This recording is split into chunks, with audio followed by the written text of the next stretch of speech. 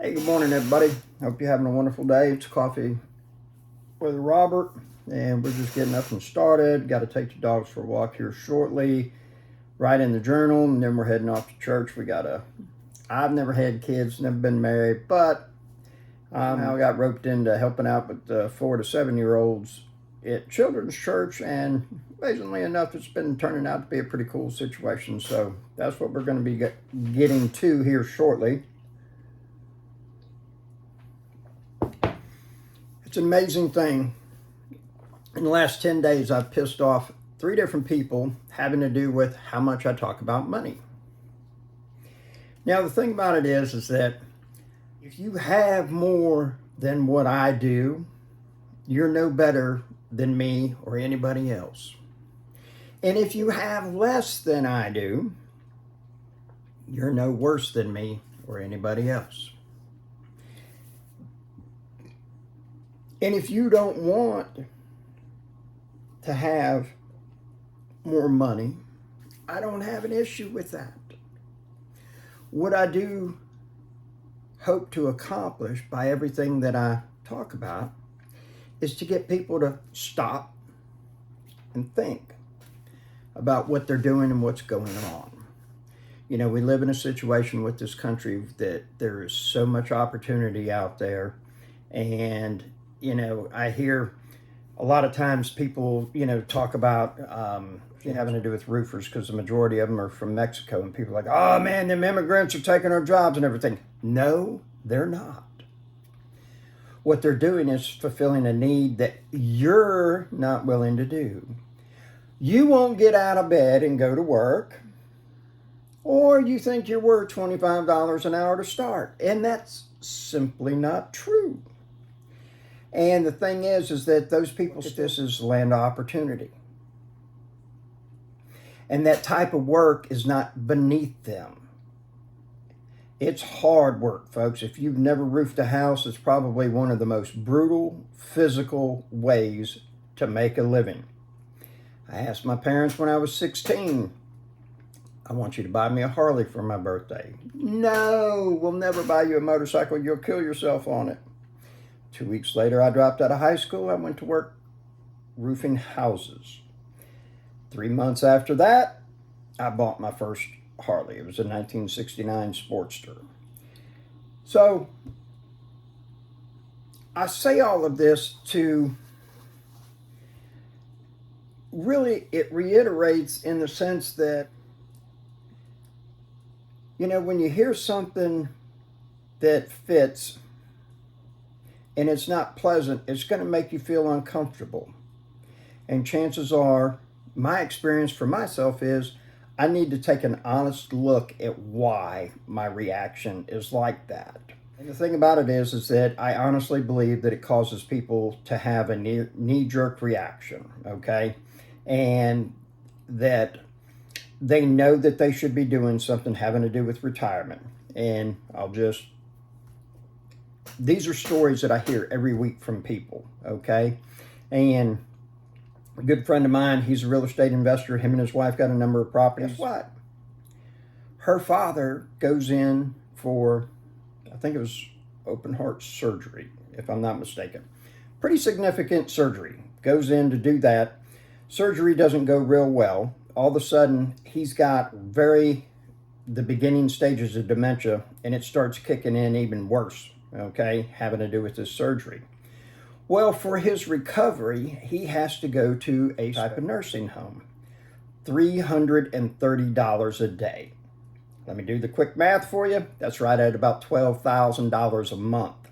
Okay, that's $120,000 a year. Well, no, actually, that's what about $134,000 a year, somewhere in there. Okay, that's post-tax money that you're having to pay. So you figure that that's probably about equivalent to $170,000 to $190,000 pre-tax. Do you plan on having $190,000 a year coming in when you're 80 or 90 years old? That's something that we never think about.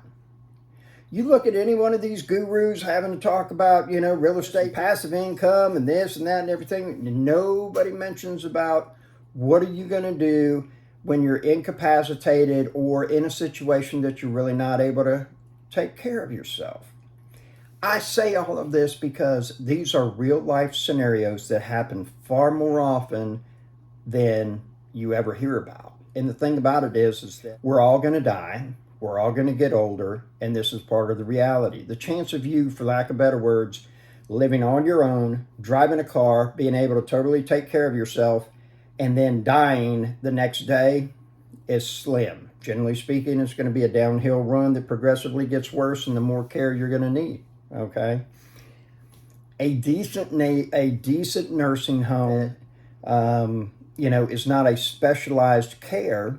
Is usually about $6,000. So you figure that's $72,000 post-tax. What does that come to before taxes? About 90 grand.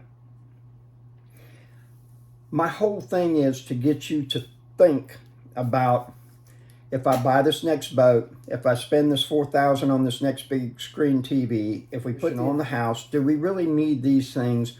Would I be better off if I was to take and invest that money into something? Now, here's the great thing is that if you make all these investments, amass a fortune, have a lot of income that's coming in that you're not actually having to work for or anything like that, and you don't get sick, you don't go to a nursing home, you don't have any tragedies or anything, guess what? You get a bunch of money to do and go and see and enjoy. The thing about it is that something happens and you don't, and now you have to use that money to live on. Well, I don't make the rules, folks, but I do have to play by them. And most of the places that you will have to go, if you're lucky enough that a state or government agency is going to pick up the tab, you really don't want to go and live there, I assure you, okay? They're doing the best they can with what they got. But when there's not a lot of extra money and they got budgets and a lot of accountability and everything, no. Not a good situation at all. So I say all of this that my hope is for people to be inspired to think, to be inspired to do something different. And if you're already on the path to accumulating wealth, my hat's off to you, okay? That's not a journey that most people want to take. I firmly believe that it has to do with, because it is delayed gratification, and it means you have to tell yourself no. People have asked me and said, well, tell me how you did it.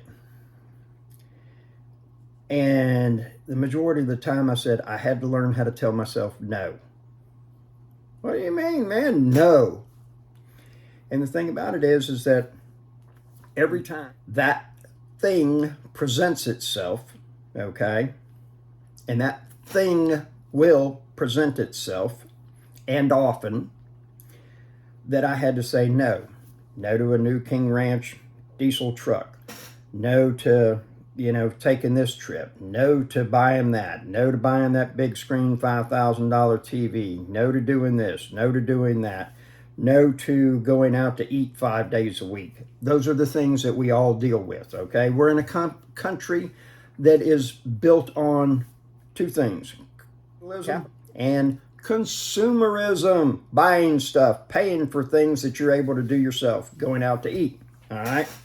Now, do I go and do some of those things fairly often? Yes, but I've also gotten to a point where I have a lot of income coming in that it doesn't take away from my goals of where I want to be at specific times, okay? It's like, I bought that diesel truck and I told myself, I'm not going to buy that truck until I got 2 more rental properties that will make the payment for it. Took 2 years and I got those properties and I went and bought them, all right? So, this is just the way that Robert does things and the way that I look at things, all right? Now, 4 things that are affected by your money: your housing, the food that you eat, the education that you get, and your lifestyle. I am real big on asking people that are in a place that I would like to trade, or I'm willing to trade, questions in the sense of, with what you know today, what would you have done differently? What do you suggest to somebody? Like people, soon as they say that they own rental property, I always ask, well, what would you suggest to somebody that's just getting into the business? Oh, you're thinking about this and everything? Let me go ahead and do that. I don't ever interrupt them and say, no, I already got 26 stores. I've been doing this for 20 years. I just hear what they have to say, okay?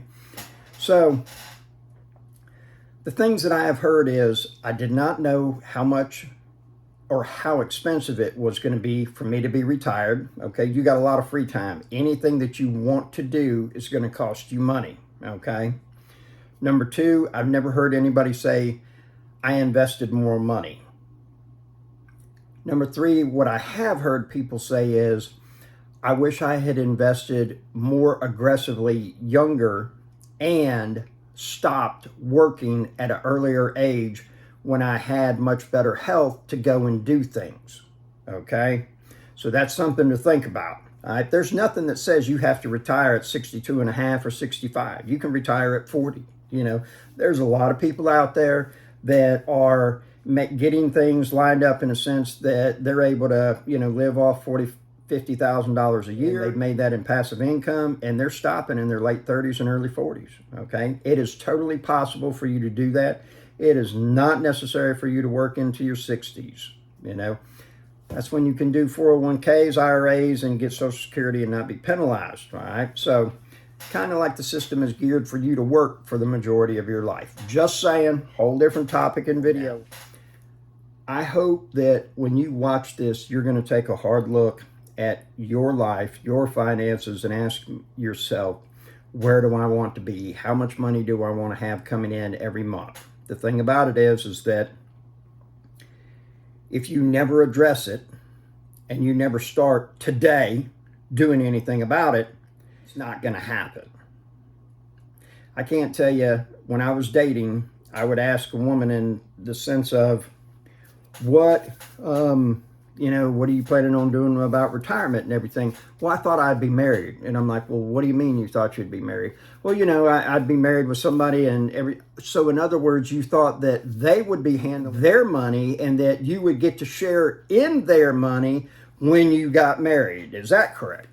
Ooh, that sounds mean and everything. I said, well, am I missing something here? No, I guess not. And so what they were saying is that I have chosen not to do it because I think that somebody else is going to take care of me. I get it, okay? I've heard many people say, well, I'm going to deal with that tomorrow. You know, and it's amazing how often that occurs having to do with money, okay? And it's not the money I'm after, folks. It's the freedom that comes from having it. You get to buy your time back. The more money you have, the more things that you can get somebody else to do, that you can go and do exactly what it is that you want. If you have 40 hours a week, that's 40 hours a week you don't get to spend surfing, fishing, stamp collecting, going to garage sales. That's 40 hours a week you don't get to spend with the grandkids. That's 40 hours a week you don't get to spend on the motorcycle. That's 40 hours a week that you don't get to be hiking or going to Key West or Sri Lanka, Thailand, whatever it is that you enjoy doing. That's 40 hours a week, boom, cut off, that you don't get to do for what you want to do. That's 40 hours a week that you have to do for somebody else what they want you to do, okay?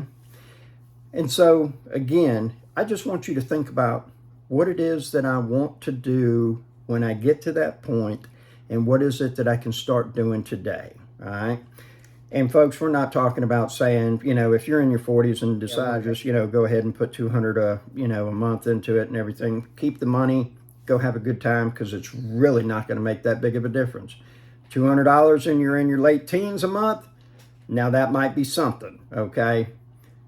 The thing about it is that, you hear this thing about, they called it the latte factor, about cutting out the $7 cup of coffee every day and this and that and everything. I don't subscribe to that, because you can only cut out so much expense out of your life. And then the other thing is that I like having the, hazelnut creamer in my coffee, all right? So the thing is that I want a quality of life with a good standard of living, and it's quite possible with having more money coming in. It's Rental Robert with the Hustle Nation. Hope you have a fantastic day. If you need anything, reach out to me. My email is in the description. Be blessed.